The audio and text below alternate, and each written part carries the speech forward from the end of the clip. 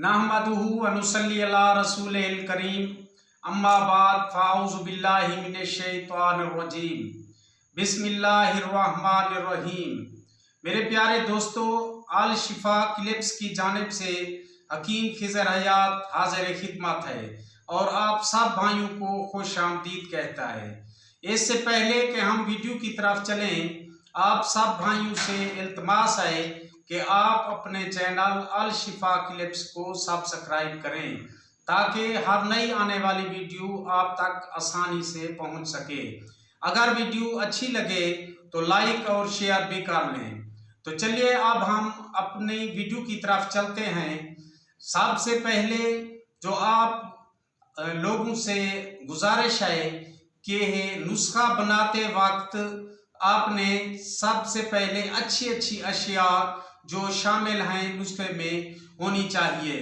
इसमें पुरानी और बोसीदा नहीं होनी चाहिए ताकि नुस्खा अच्छा बने और रिजल्ट भी अच्छा मिले। तो आज जो मैं आपको नुस्खा बताना चाहता हूँ वो जरियान और धात का है।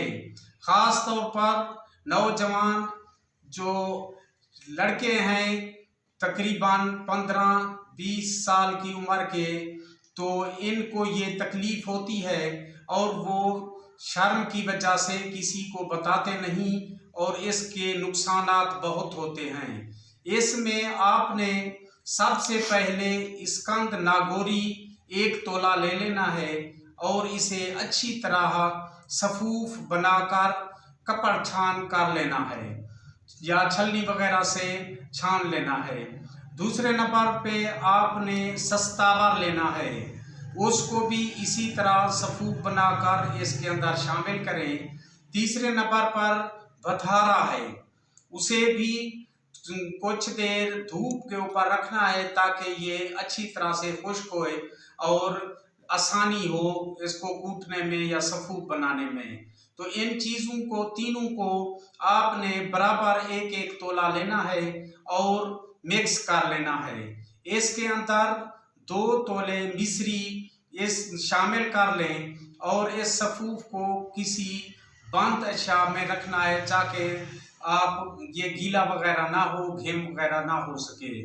तो अब इसमें से 6 माशा दूध के साथ सुबह इस्तेमाल करना है और 6 माशा शाम को दूध के साथ। ये आपने 1 हफ्ता इस्तेमाल करना है।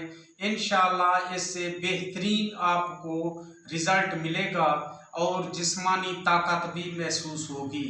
इसमें अगर खुश्की वगैरह महसूस हो तो आपने दूध ज़्यादा इस्तेमाल करना है। 1 हफ्ते के बाद इंशाअल्लाह आपको बेहतरीन रिज़ल्ट मिलेगा। अगली वीडियो तक खुदा हाफिज़।